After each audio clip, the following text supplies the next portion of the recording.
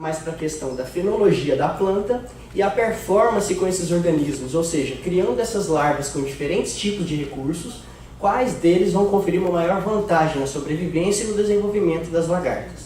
Então, essa foto aqui é o geometrídeo, né, que eu trabalhei, Ospila palidaria. Então vocês podem perceber que geometrídeos são aquelas lagartas médio-palmos, que elas têm ausências de largópodes, que são as falsas pernas aqui no meio do abdômen, ok? Tá. É bem citado na literatura que alimentos para os herbívoros que contêm maior quantidade de água e nitrogênio conferem uma melhor performance para eles.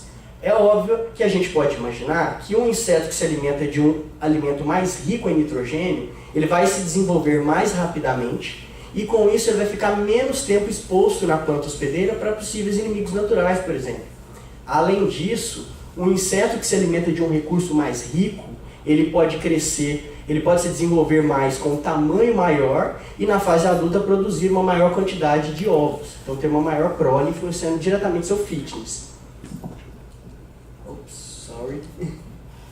Ok. Estudos da literatura mostram que o que regula a ocorrência desses herbívoros na natureza é justamente a disponibilidade dos recursos, ou seja, se o recurso acabou no campo, acaba a sobrevivência, não tem mais indivíduos daquela espécie no campo. Mas também mostram que as plantas elas não estão paradas no seu ambiente, elas estão sempre naquela corrida armamentista que foi muito falada aqui, produzindo compostos para suprimir os herbívoros. Então aqui ó, eu dou como exemplo as defesas físicas e as defesas químicas. Então, mesmo assim, tendo essa grande quantidade de estudos, nós ainda não sabemos explicar os padrões de ocorrência, especialmente aqui na região neotropical, que é onde tem uma diversidade muito grande de plantas, com uma variedade muito grande de compostos químicos secundários e também uma diversidade muito grande de espécies de lepidópteros. Por exemplo, da família que eu trabalhei, que é os geometrídeos, tem 21 mil espécies estimadas só para o nosso país.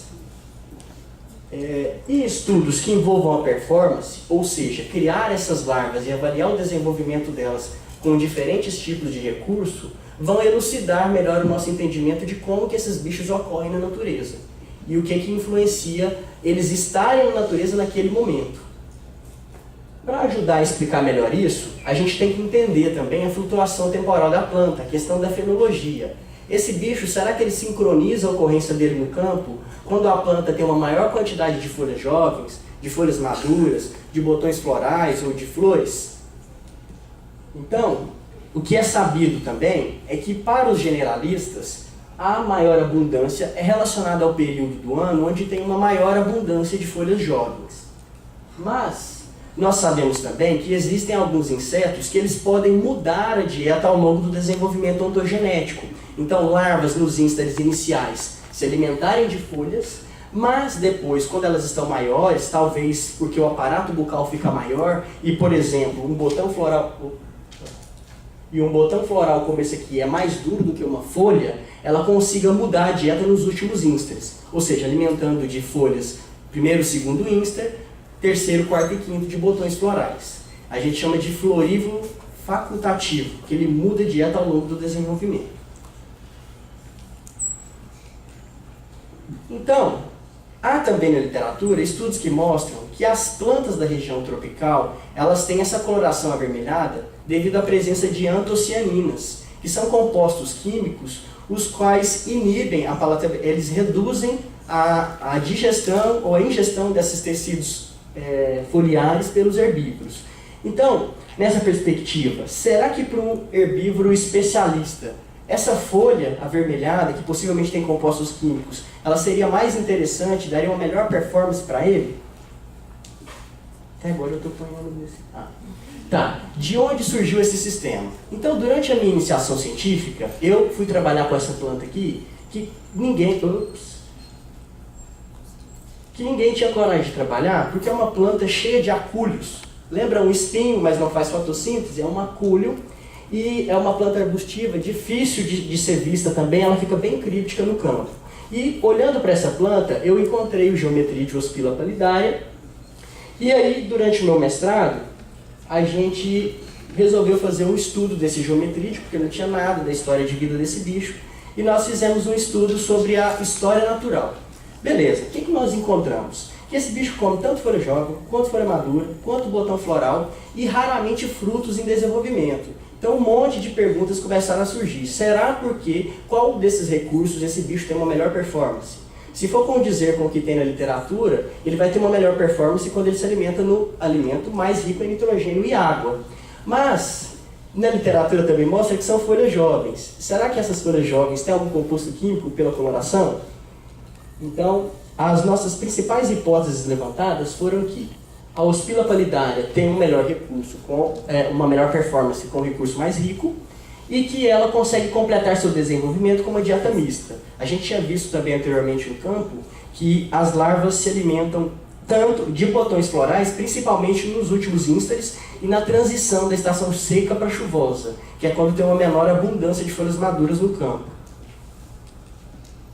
Tá. O que nós fizemos para fazer o estudo da performance?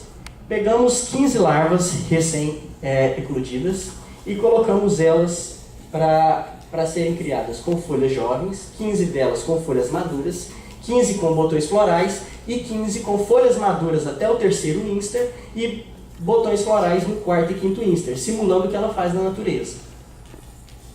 E ao longo do ano, a gente foi anotando a fenologia da planta, o que tinha nessas plantas. Foram marcados 20 indivíduos, a cada 15 dias eles eram avaliados, e também a abundância da Hospila palidária, quantos indivíduos tinha no campo em cada planta. O que nós percebemos? Ó, aqui na figura A, vocês podem perceber que é a fenologia da planta ao longo do tempo. Mas o que é interessante destacar aqui é a disponibilidade de folhas maduras, principalmente aqui em maio, junho, julho, no início da estação seca. E nós percebemos também, nessas barras aqui, a abundância do geometrídeo. Então a abundância dele é relacionada ao período que no campo tem maior quantidade de folhas maduras. Ok? Com relação ao conteúdo relativo de água, a gente percebeu que os botões florais, eles eram os recursos que tinham maior quantidade de água, conteúdo relativo de água, e nitrogênio diferindo significativamente de folhas jovens ou maduras. O segundo melhor recurso com relação à quantidade de água e nitrogênio foram as folhas jovens e depois as folhas maduras. Na performance, o que a gente percebeu? Todas as larvas criadas apenas com botões florais, elas morreram. E nos potes de criação não havia nem vestígio de fezes, sugerindo para a gente que não havia ingestão desse recurso. E quando a gente criou as larvas apenas com folhas maduras, deu uma diferença significativa na sobrevivência. 60% das larvas conseguiram sobreviver. Com folhas jovens, 26%. E com a dieta mista, 20% das larvas conseguiam sobreviver. Então, o que a gente discute aqui? A melhor performance larval para essas larvas foi conferida se alimentando de folhas maduras da planta hospedeira.